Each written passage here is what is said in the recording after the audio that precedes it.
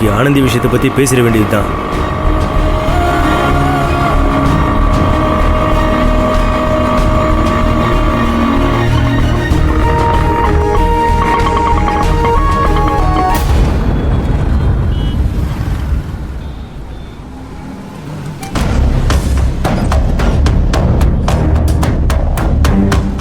அண்ணா பஸ்ஸுக்கு டைம் ஆச்சுண்ணே, எதுக்கு இப்போ ஆட்டோ நிப்பாட்டிங்க? தம்பி, உங்ககிட்ட ஒரு முக்கியமான விஷயம் பேசணும்பா, அதான் நிறுத்தினேன். அந்த பொண்ணு ஆனந்தி உன் பேர் கூட தெரியாம நேத்து வரைக்கும் அழகன்னு ஒன்னதாம்பா தேடி அலைஞ்சிக்கிட்டு இருந்தது. நீ அந்த பொண்ணு வேற ஏதோ ஒரு பையனை கல்யாணம் பண்ணிக்க போறதா சொல்ற. ஆனா அந்த பொண்ணு அப்படி யாரையும் நான் கல்யாணம் பண்ணிக்க போறதா இல்லைன்னு சொல்லுதே. அந்த பொண்ணும் உன்னை லவ் பண்ணணும் தானேப்பா அவ்வளோ கஷ்டப்பட்ட. அந்த பொண்ணு உன் மேல உயிரே வச்சிருக்கு, அது புரிஞ்சுக்காம ஏன்பா அந்த பொண்ணை இப்படி கஷ்டப்படுத்துற? தம்பி, நீ எதுக்காக ஆனந்தியை விட்டு ஓடி ஒளிறன்னு எனக்கு தெரியல. ஆனா நான் உன்னை சொல்றேன், அந்த பொண்ணை நீ தப்பா புரிஞ்சுக்கிட்டு இருக்க. அந்த பொண்ணு தங்கமானவப்பா, அதை புரிஞ்சுக்கிட்டு அந்த பொண்ணுகிட்ட உன் காதல சொல்லி ஒன்னு சேர்ந்து சந்தோஷமா வாழ பாருங்கப்பா. பேசி முடிச்சிட்டீங்களா? இனி என்னை பத்தி ஆனந்திக்கிட்டயோ ஆனந்தியை பத்தி என்கிட்ட பேசுறதோ இதுவே கடைசியா இருக்கட்டும். இனிமே நீங்க ஆனந்தியை பார்த்தா என்னை பத்தி ஒரு வார்த்தை கூட பேசக்கூடாது. என்னப்பா தம்பி இது, நீ அப்படி பேசுற? எனக்கு ஆச்சரியமா இருக்குப்பா. என்னப்பா காரணம்?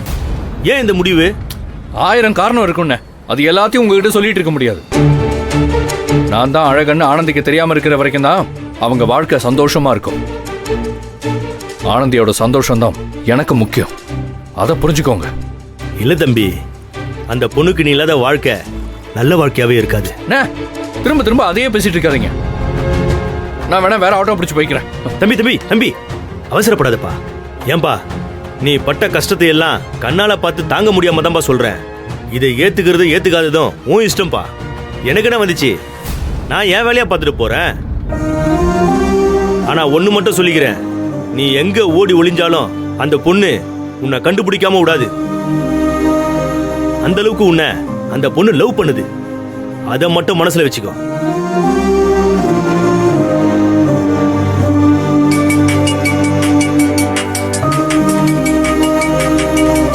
யாழினி எதுக்கு கால் பண்றா?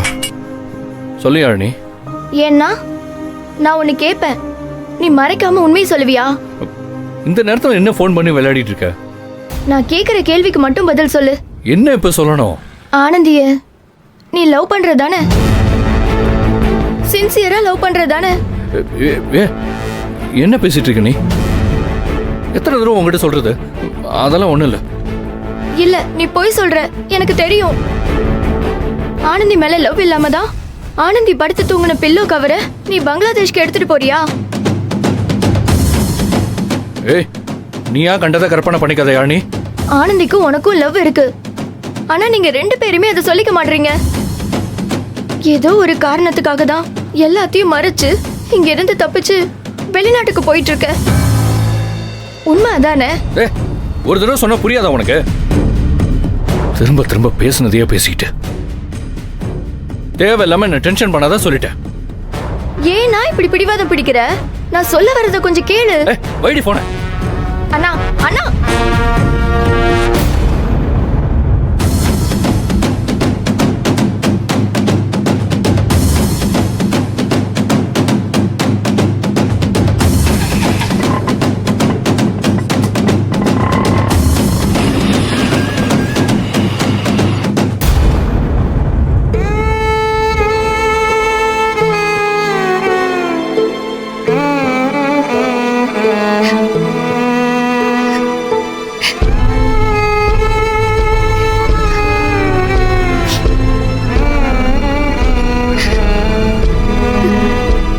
என்ன ஆனந்தி, நீ குழந்தை மாதிரி அழுதுகிட்டே இருக்க?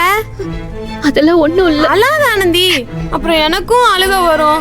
அன்பண்ண வெளிநாட்டுக்கு போறது எனக்கும் தான் கஷ்டமா இருக்கு. அதுக்கு நம்ம என்ன பண்ண முடியும் சொல்லு?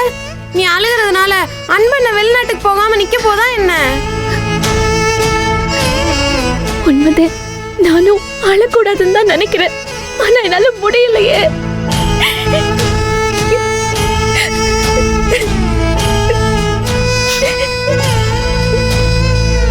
இதுக்கு மேலேயும் ஆனந்தி கஷ்டப்படுறத பார்த்துட்டு சும்மா இருக்க முடியாது.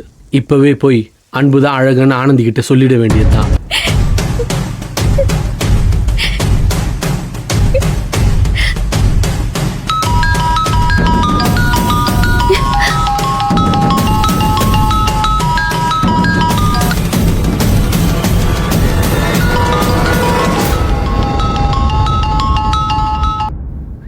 போனை இடுங்க ஆனந்தி.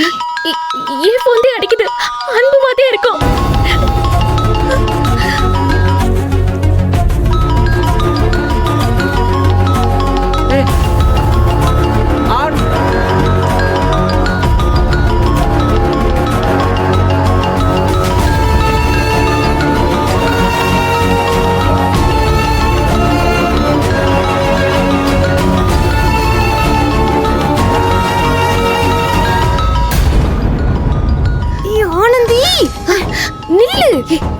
சௌந்தர்யா, உன கட்டாகிறதுக்குள்ள எடுக்கணும். அவசரப்படாத, கருணாகன் நம்மளதான் பார்த்துட்டு இருக்கோம்.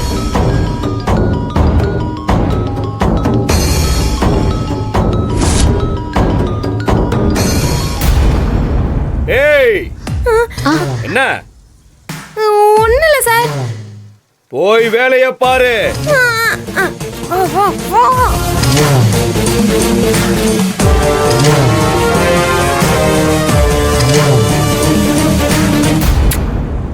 டேய் அன்பு, இப்படி எல்லாரையும் கஷ்டப்பட வைக்கிறியாடா.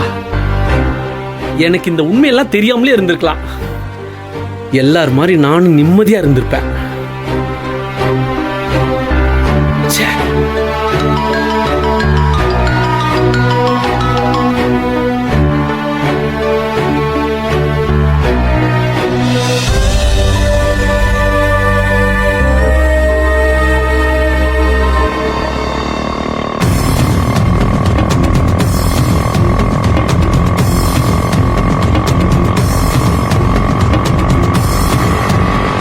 அழகா இப்ப நம்ம கூட தான் இருக்கான்னு ஆனந்திக்கு எப்படியாவது தெரிய வைக்கணுமே. என்ன பண்றது?